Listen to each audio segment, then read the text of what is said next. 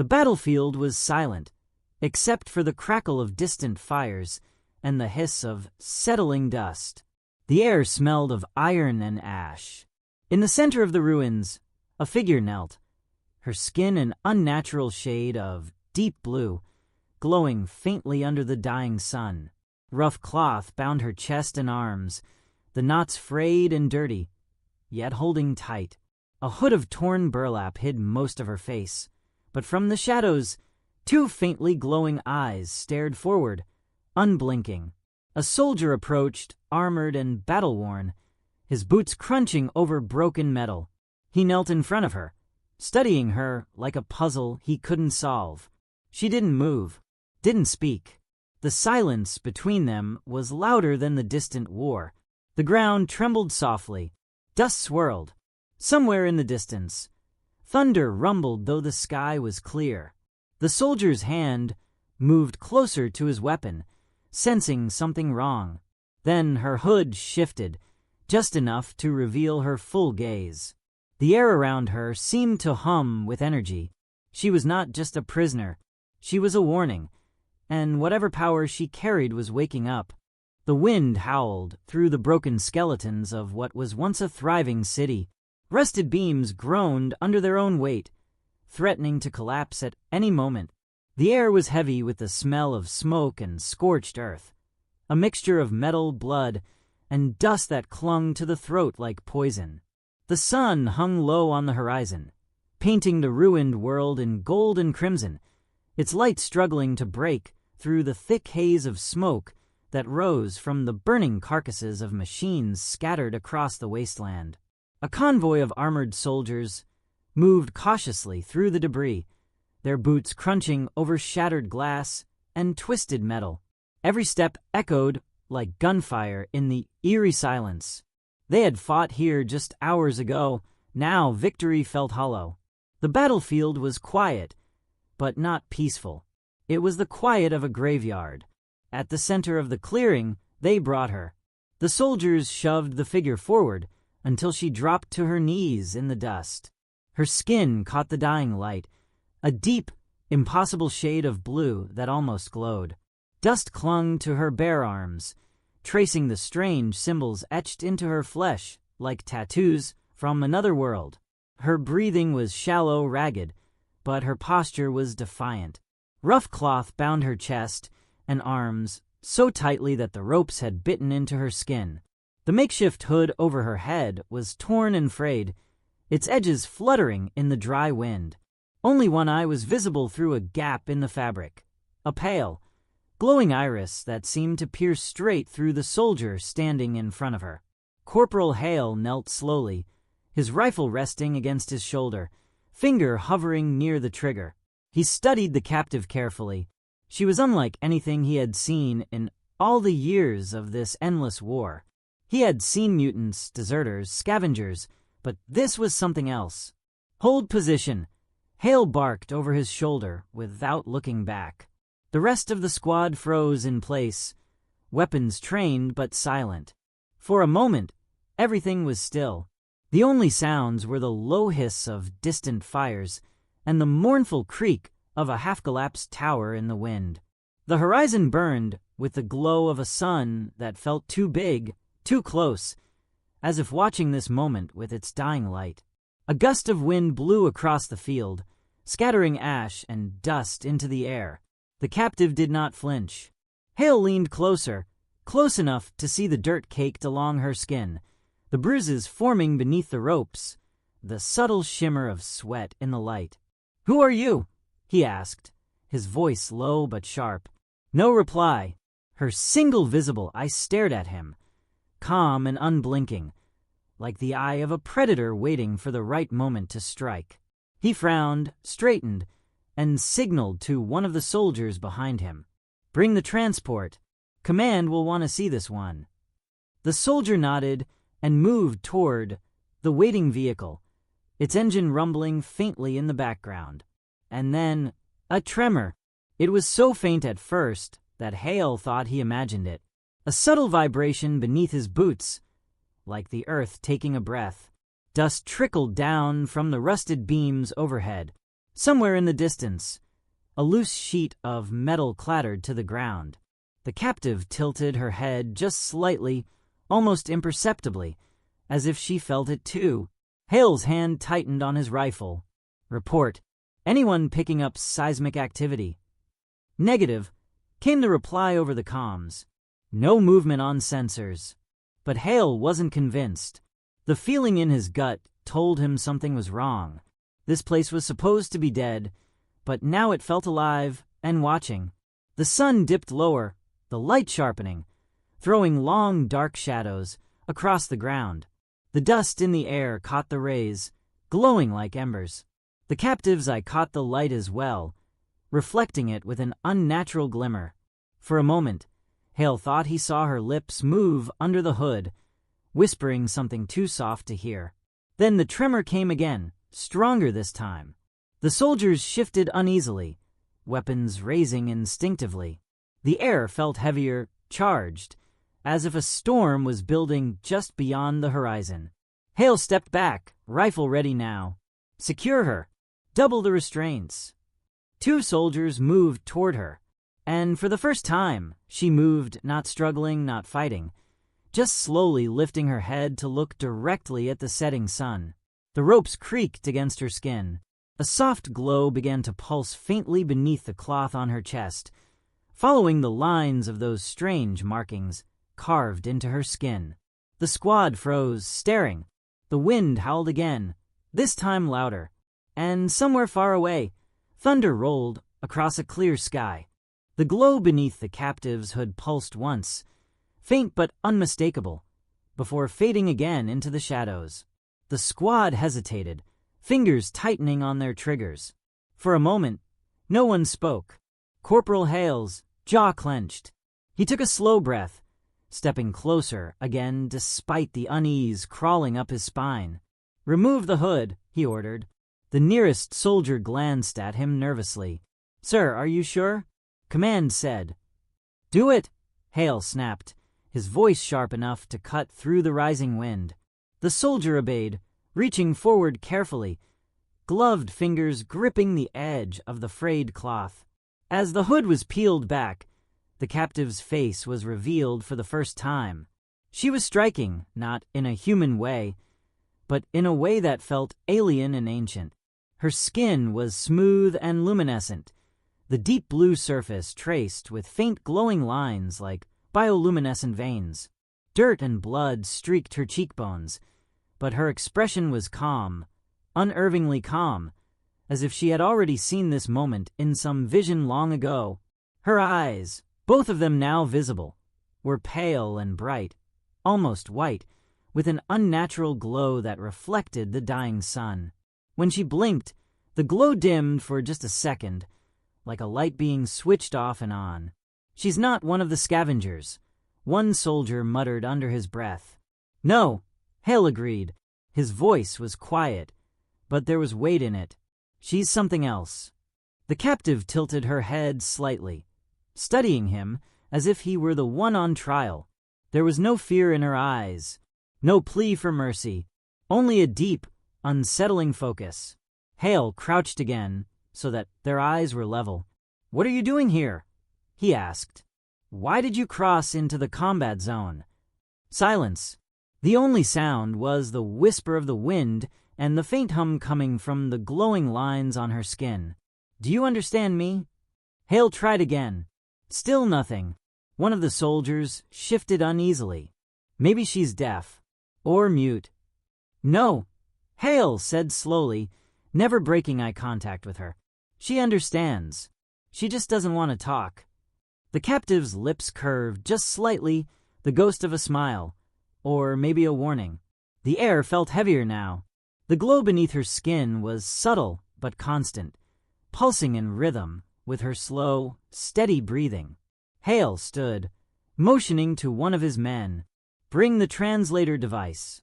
They fetched a battered field unit, placing it near the captive's mouth. Hale activated it, his voice low and deliberate. "Identify yourself." The machine repeated his words in 3 common languages. This time, she responded. Her voice was soft, melodic, but there was steel hidden beneath the sound. "You have no right," she said, her words perfectly clear without the device's help. The soldiers stiffened. Hale raised an eyebrow. "No right. You should not have come here," she said, her tone calm but cutting. "This ground is not yours to claim." Hale's frown deepened. "Your people started this war. We're just finishing it." At that, her faint smile disappeared. "You know nothing of how it began." The pulsing glow on her skin brightened for a moment, a warning flare of energy that made the nearby soldiers raise their rifles instinctively. "Stand down," Hale barked. "Nobody fires unless I give the order." The squad obeyed, but the tension was thick now, almost unbearable. Hale crouched once more, lowering his rifle so that she could see he wasn't about to shoot. "Listen," he said quietly. "If you know something, anything, that can stop this war, tell me. I can keep you alive. I can get you out of here." For a moment, she looked as though she might answer. Her gaze softened, her breathing slowed. But then, somewhere in the distance, an explosion echoed, a reminder that the war was still raging. Her expression hardened again. "You cannot stop what is coming," she said finally. Hale felt a chill creep up his spine. "What's coming?" The captive looked past him, toward the horizon where the sun was nearly gone. Her glowing eyes narrowed. "The sky will burn, the ground will break, and those who started this will be the first to fall."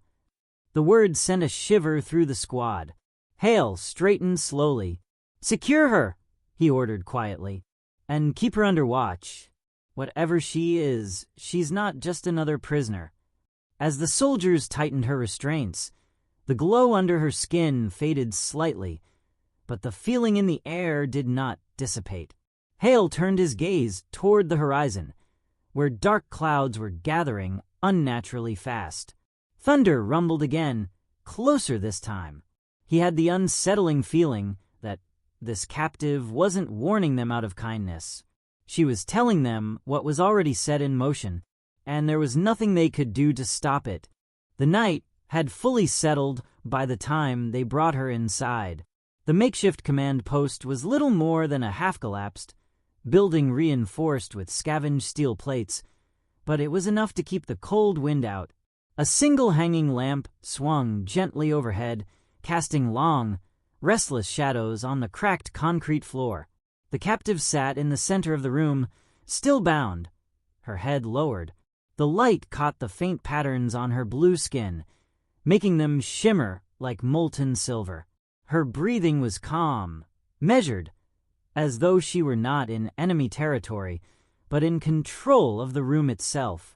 Corporal Hale stood across from her, helmet set aside, his rifle leaning against the wall behind him. He preferred to look her in the eye when he spoke. "You've been quiet for hours," he said, his voice low but steady. "You understand that silence won't save you. The longer you wait, the worse this gets." She raised her head slowly. The faint glow in her eyes flared brighter in the dim light, and for a brief moment Hale thought the lamp above them dimmed in response. "I have nothing to tell you," she said softly. "Nothing." Hale took a step closer. "Not your name, not your people's location, not why you crossed into our zone. You expect me to believe you just wandered into a battlefield for no reason." She smiled, a small, almost pitying smile. "You think I came here by accident. I chose to be here." That made Hale pause. "You chose to be captured?" "I chose to be found," she corrected. A ripple of unease moved through the soldiers stationed along the wall. They exchanged glances, but said nothing. Hale crouched to her level, searching her face for a trace of fear. "If you wanted to be found, then talk to me. Tell me why. You said we have no right to be here, so tell me whose right it is." The glow beneath her skin brightened just slightly, like embers stoked by an unseen wind. "This land remembers what your kind did to it," she said. "It remembers the fire that was brought here, the poison that sank into its veins. You call it a war. We call it a wound. The words hung in the air like smoke. "You're saying we started this?" Hale asked. Her gaze shifted toward the floor, toward the cracked earth visible through a hole in the concrete. "You started something you cannot stop." Hale felt his temper flare. "People are dying out there. Civilians. My men. If you know something that can end this." She cut him off with a whisper. "The end has already begun." As if on cue, the ground beneath them trembled, just faintly, enough to make dust fall from the ceiling. The lamp swung wider on its chain, shadows dancing violently across the room. Every soldier in the room went tense. Hale stood abruptly, signaling them to hold fire. "What was that?" "No seismic activity reported," came a voice from the comm outside the room. "Sensors are clean." But Hale didn't believe it. He could feel the vibration in his bones, a low hum that seemed to rise from the very earth. The captive's eyes glowed steadily now, no longer faint. "Do you feel it?" she asked quietly. Hale swallowed hard. "What am I feeling?" "The heart of this place," she replied. "It stirs when it is angry. Tonight it is awake." Another tremor shook the building, stronger this time. A few loose steel plates clanged to the floor. "Sir," one of the soldiers warned, "we should move her to the transport. If this building collapses—" "No," Hale said sharply. His instinct screamed at him to run.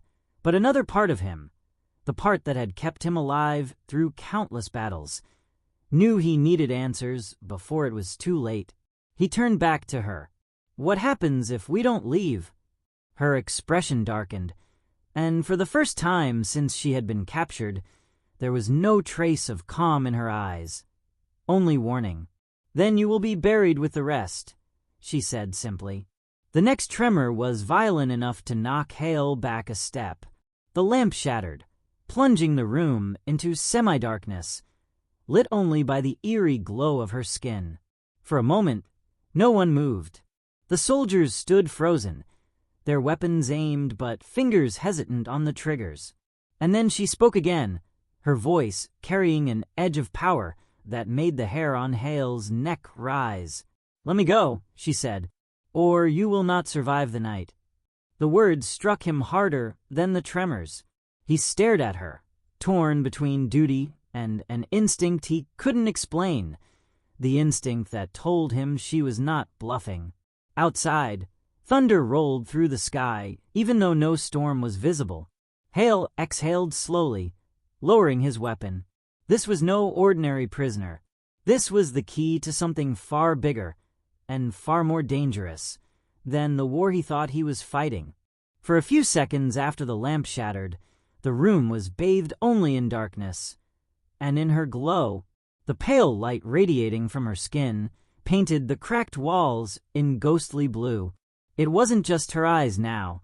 The faint lines on her arms, shoulders, and chest had ignited, glowing like molten veins under the surface. The soldiers flinched, their weapons raised higher.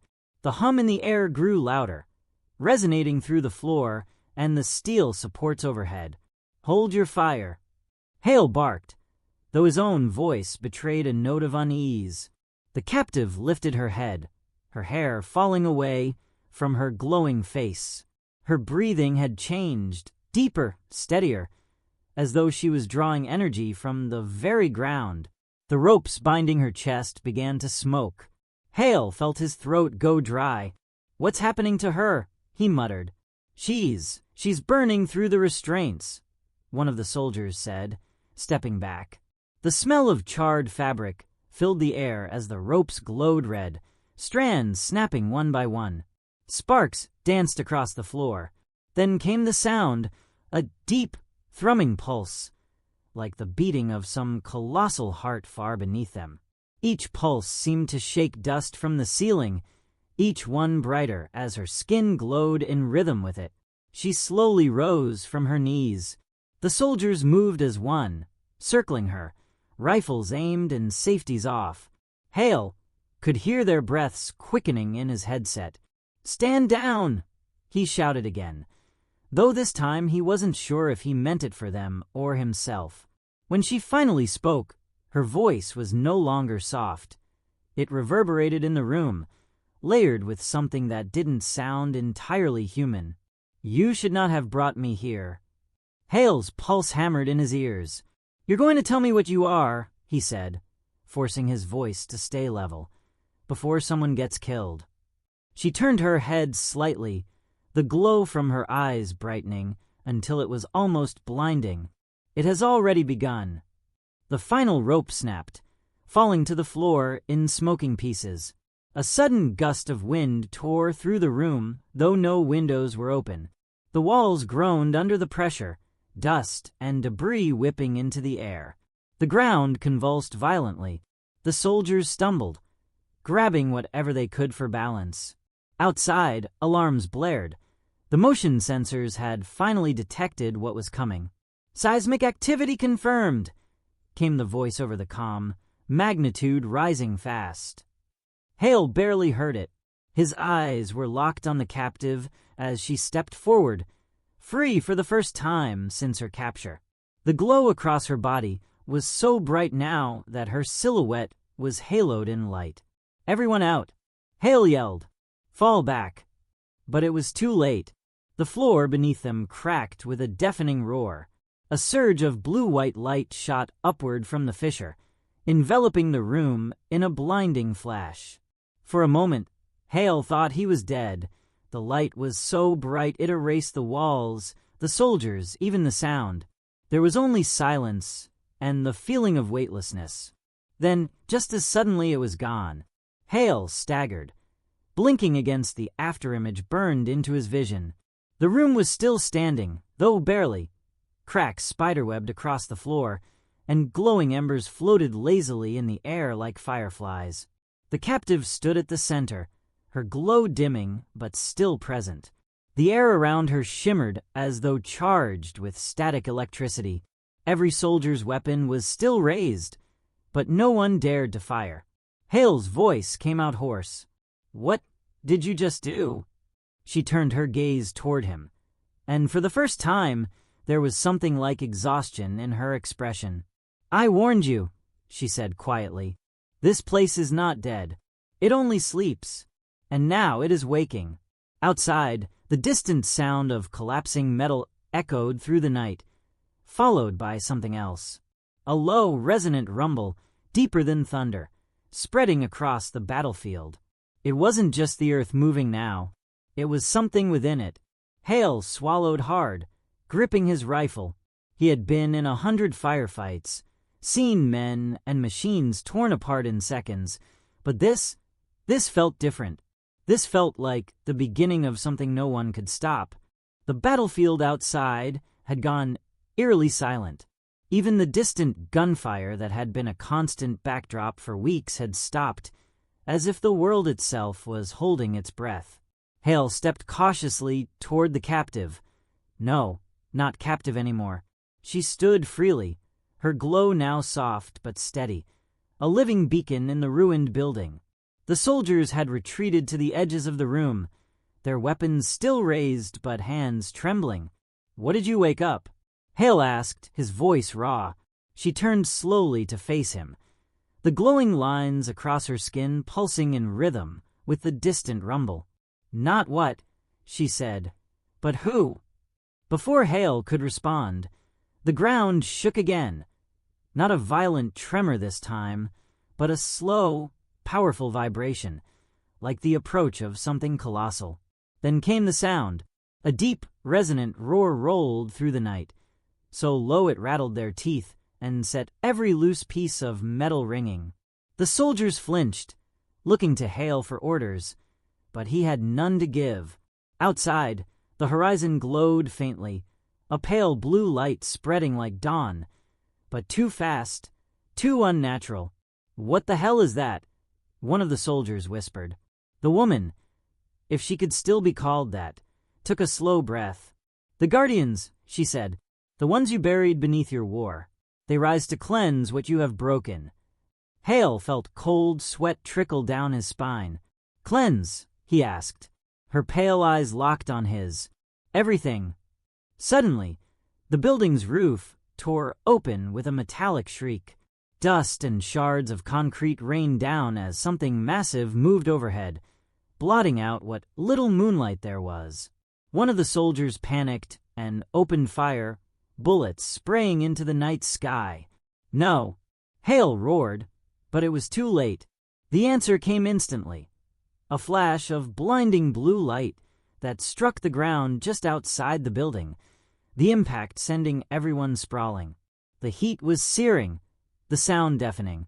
When the smoke cleared, Hale saw a glowing crater where the soldier had stood seconds ago. The rest of the squad froze, their faces pale, their weapons lowering. The glowing woman stepped forward, her bare feet silent on the cracked floor. The air seemed to part around her as she moved. "Leave," she said simply. "Take your wounded and run. This place is no longer yours."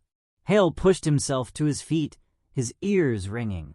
"If we leave, what happens to everyone still out there? Civilians, supply camps." "They will be judged," she said, her tone neither cruel nor kind, only final. The horizon was brighter now, the glow rising higher, taking shape. Massive silhouettes moved in the distance, slow, deliberate, impossibly huge. Hale had seen walkers, tanks, even dreadnought carriers, but these were different. They moved like living things. For a moment, he considered ordering his squad to engage, to fight to the last man. That was what the handbook said. That was what command would expect. But something deep in his gut told him it wouldn't matter. He turned to his soldiers. "We're pulling back," he said. A few of them stared at him in disbelief. "Sir, what about?" "That's an order," he snapped, louder than he meant to. "Move." One by one, they obeyed, backing toward the exit. Hale stayed behind a moment longer, his eyes fixed on the glowing figure. "Why tell me this?" he asked her quietly. "Why let us go?" She met his gaze, and for the first time, there was something almost human in her expression. Sadness, maybe even regret. "Because when the sky burns," she said softly, "someone must live to tell them what they did." The next tremor was the strongest yet, and Hale knew they were out of time. He grabbed his rifle and turned, sprinting out into the night after his squad. Behind him, the building shuddered, then collapsed in a cloud of dust. As he looked back over his shoulder, he saw her standing amidst the ruins, glowing like a lone star against the dark horizon. And then he saw them, towering figures of light emerging from the earth, each step shaking the ground, their forms too bright to look at directly. The air vibrated with their presence, a sound like ancient drums reverberating through the night. Hale forced himself to look away and keep running. The last thing he heard before the roar of the engines drowned everything out was the woman's voice, carried on the wind. "It has begun."